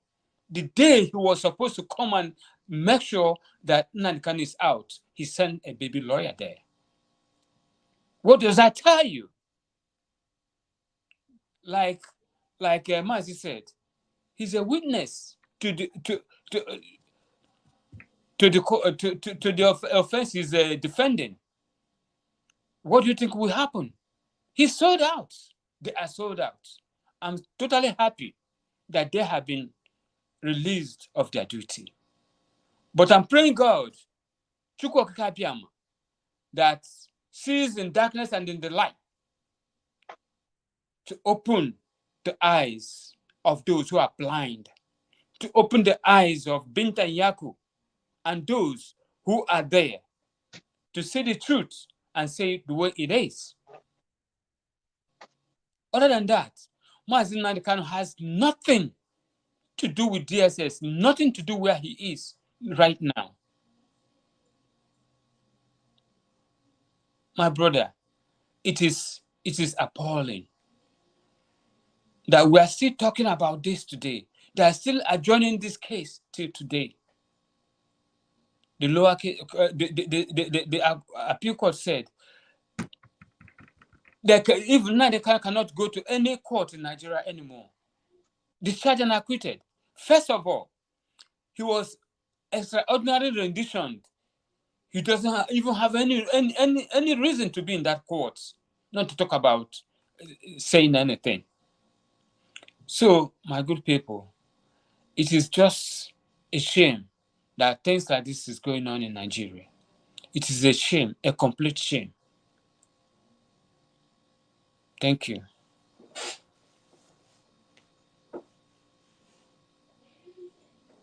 Yeah, Mazi, I'm done.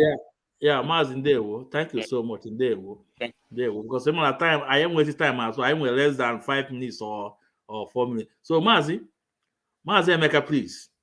Oh, No. This sounds like a travesty to me. Yeah. Under the most circumstances,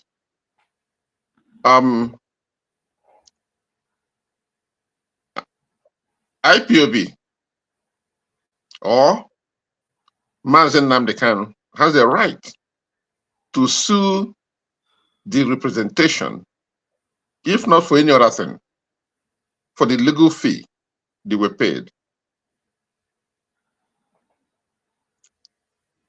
I still do not understand the affidavit they will swear that will contradict the judgment of the appeals court. That's one. Two, when or under such high stake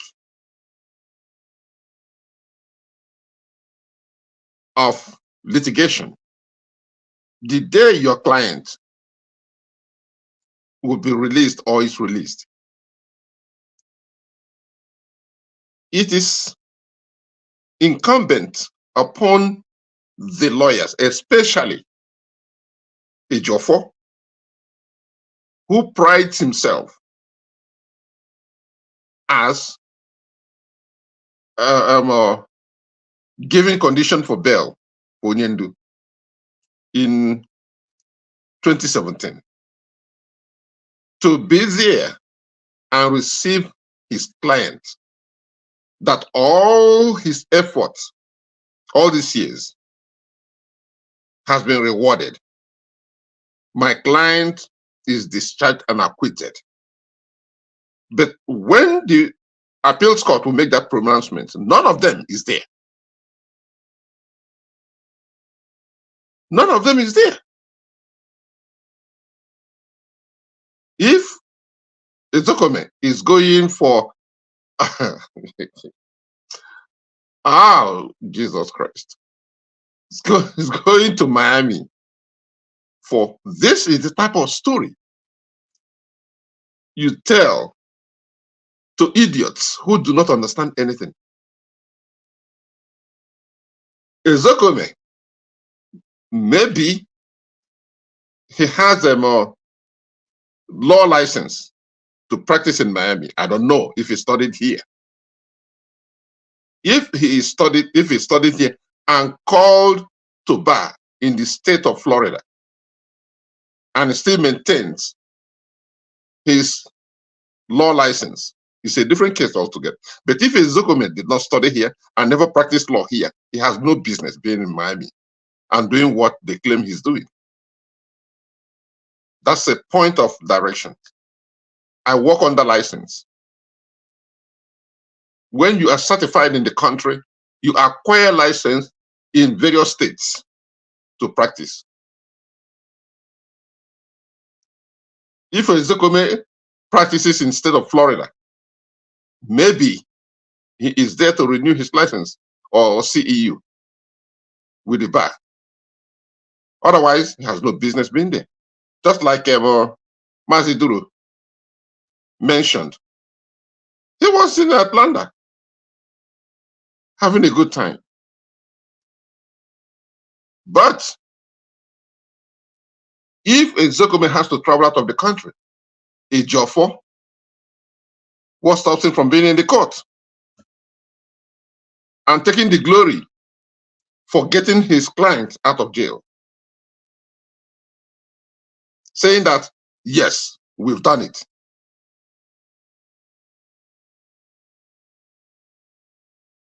But he hired other people we've never seen all along in this case to come and explain haphazardly what happened.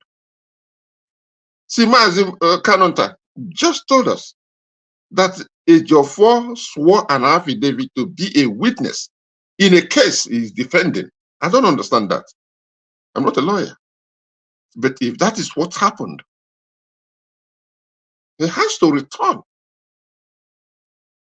all the payments he received as a lawyer because he sabotaged the case he was defending, which means he never believed. Mazi, excuse me. You said if that's what happened. Mazi, we have the evidence here. Look at it here. Look at the affidavits from the affidavit.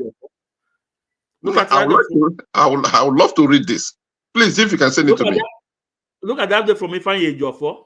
Then okay. in paragraph 4, number 4, no, he said that I was informed by the lead counsel, Chief Mike Ezekome San. It's about 4 p.m. on the 20th day of October 2022. While speaking with him,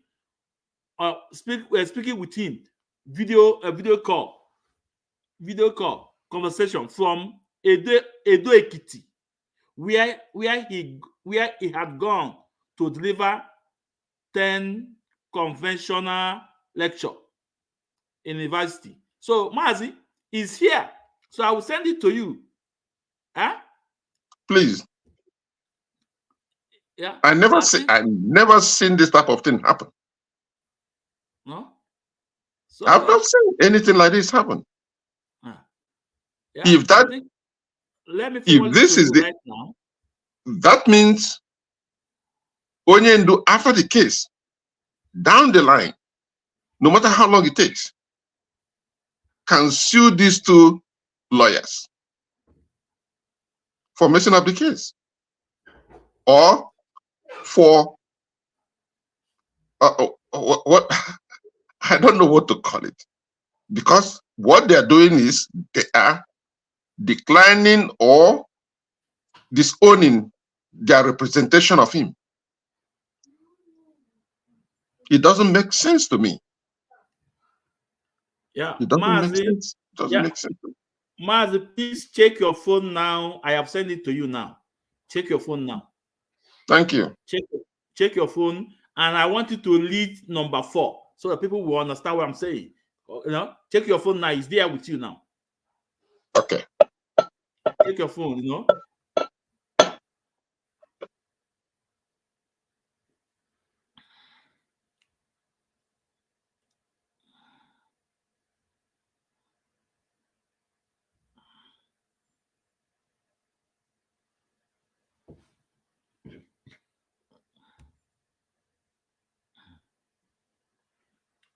If we get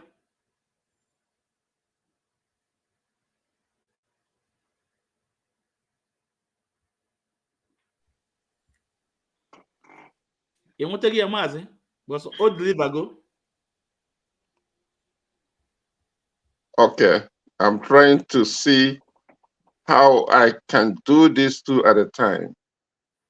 I don't want to be cut off. Okay. Or phone key better online. Yeah. Or phone key they use. Yes. Okay. No. But No you worry, can still get it without cutting off, though. Okay, I'll cut to go. So, what was that? Any send Yeah? here? Oh, the App Davis. Oh, okay. Yeah, he can still just click on WhatsApp. It will go to WhatsApp to his this thing to yours. Yes, of yours, but yeah. What forget now? Okay. So, Maz, we have to wind down now because we don't have much time. Please, yes. So I think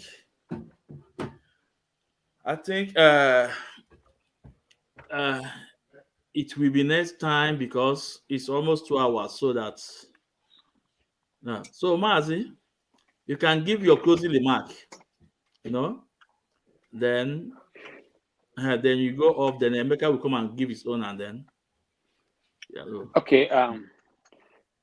Fellow Biafrans and Mazi, thank you. Thank you for watching us. Thank you for staying with the truth. They say truth is life. At Mazi Ezumezu, he had the truth, nothing but the truth. So I just want to actually let some of these media people or TV people know that IPOB is prescribed just in Nigeria, and the courts, Enugu High Court, has prescribed IPOB. We'll have only one level to go now, which is the court in Abuja or the High Court. That after that will be it. Throughout the world, IPOB operates everywhere. It pains me. It gets me so upset when I hear anybody, international or local news, saying prescribe IPOB. No, we are not prescribed. We are not prescribed. I'm in the United States. Maz, you know where you are. Europe, everywhere we have IPOB everywhere. We are only agitating for our freedom. A freedom agitator is not a terrorist. Is not a bandit. Is not supposed to be at any level on time saying that they are prescribed. No, we're not prescribed. It is only they are looking for a way of denting the image of Mazi Nnamdi Kanu and IPOB. The people they're supposed to prescribe, ISIS in Nigeria, and all of these bandits that are kidnapping people, they never prescribe them. But the peaceful people that are looking for their freedom, that are looking to make sure the whole world is free, to make sure Africans are free, you're calling us prescribed. It is painful for anyone who will open his God-given mouth to say IPOB is prescribed. Please, I just want everyone, those newscasters, to make sure when they are calling IPOB, please neutrally call IPOB or indigenous people of Biafra. We are Biafrans. We are a nation. You cannot say we are prescribed. What kind of nonsense is that? I'm sorry, my language. So, Mazi, thank you. And all our listeners and viewers, we thank you all, and we pray you continue to listen and always like and love and comment on Mazi Ezumezu channel. Thank you.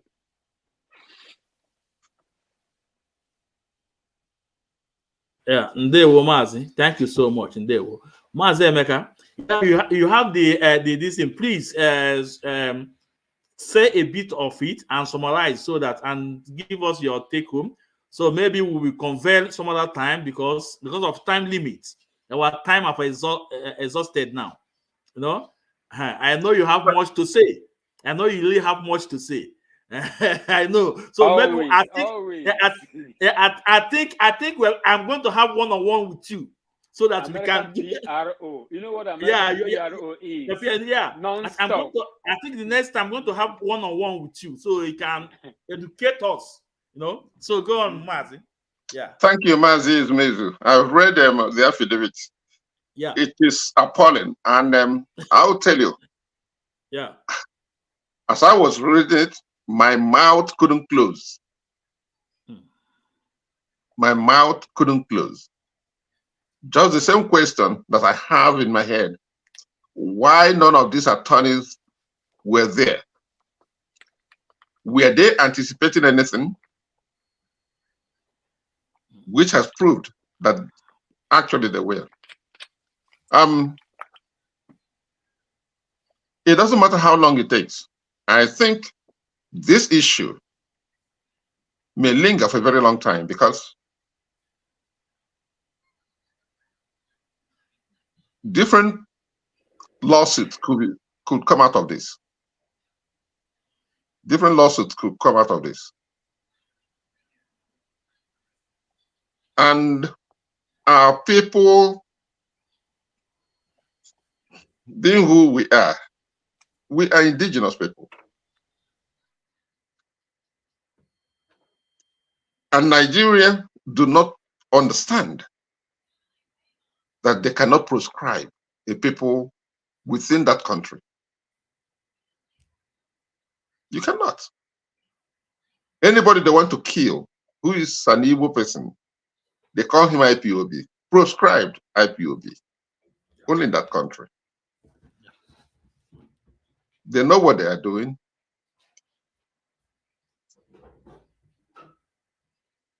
What we are encountering is too deep, deep enough beyond our comprehension. We are fighting a battle. We are fighting a very deep battle. And those of us who think that they are invited to come in and be what they are not by sacrificing their own people, they are in for deep awakening.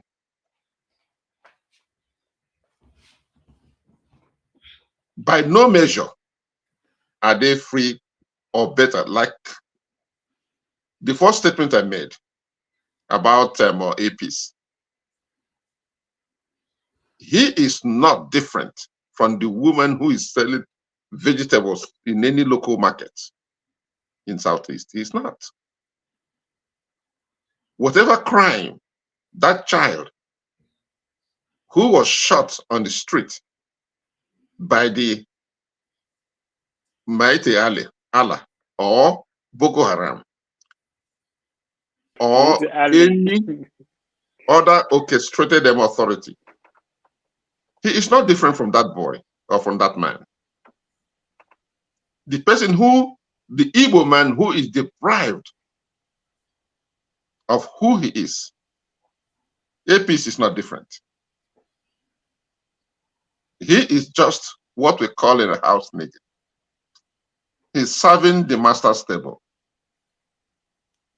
That doesn't make him different from the other person who is not serving on at the master's table, who is in the yard working, or who is in the farm picking cotton. He's not different. So his cry is not going anywhere. And he understands that If he talks too much, they will delete him. They will delete him. Dangote don't manufacture cement. It doesn't manufacture or sugar. It doesn't grow rice. Before the Civil War, we had a cement factory at Nkalago called Niger Cement Factory, where the Igbos were manufacturing cement. And people know how to manufacture cement. We had Niger Cement. We have Emene Steel Factory, where the Igbos were manufacturing steel. I'm talking of manufacture, not buy and sell. Buying a shipload of cement and bagging it in Lagos with Dangote name on it. No. Biafrans can manufacture cement. They refined oil to run their vehicles during the Civil War. They weren't walking on the road. They were delivering troops. They were moving. All of a sudden, Nigeria cannot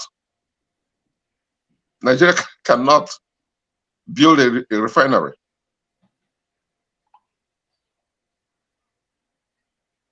Our people drink gin as long as it's foreign made.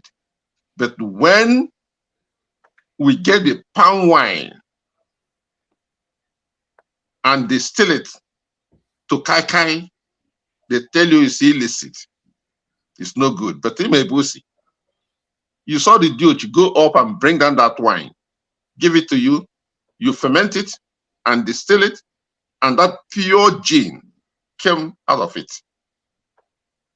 But your own people turn around and tell you that it is illegal, that it is inferior. The gin you are buying that come from Europe, come from America, you don't know how they did it. They don't have palm wine. The same palm wine, we buy it locally and drink it. Nothing happens.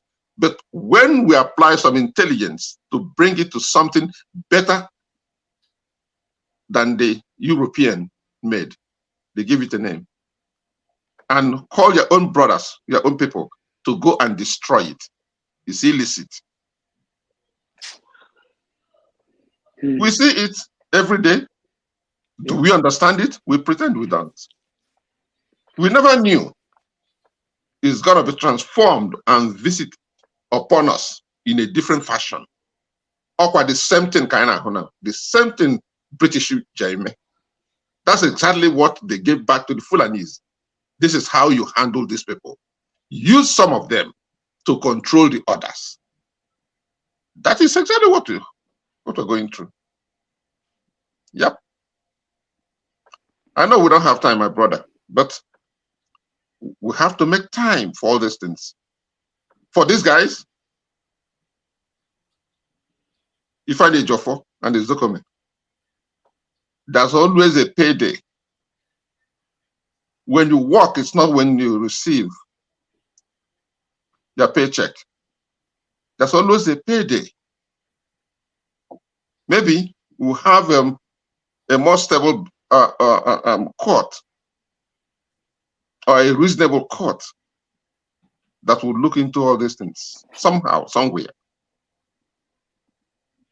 It will happen. Thank you, sir. Okay, Maazị ndewo.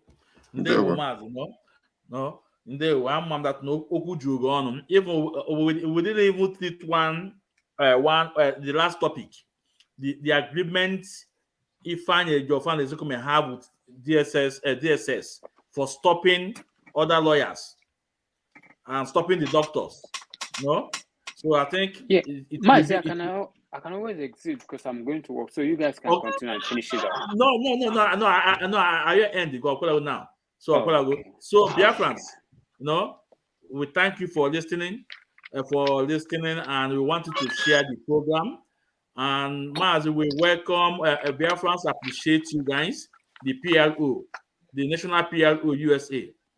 Mazi Emeka Iwabu, we appreciate you. Biafra appreciate the Maryland State Coordinator, Mazi Cosmos Dulu. Mazi, we appreciate you. We thank you guys for great work you guys are doing. Okay. Though we don't have much time, I believe maybe next time or next week we have enough time to talk about it. As in day one. And day one. Yeah, bye Thank bye. you. Bye bye. Yeah. Yeah, bye bye. Yeah. Okay.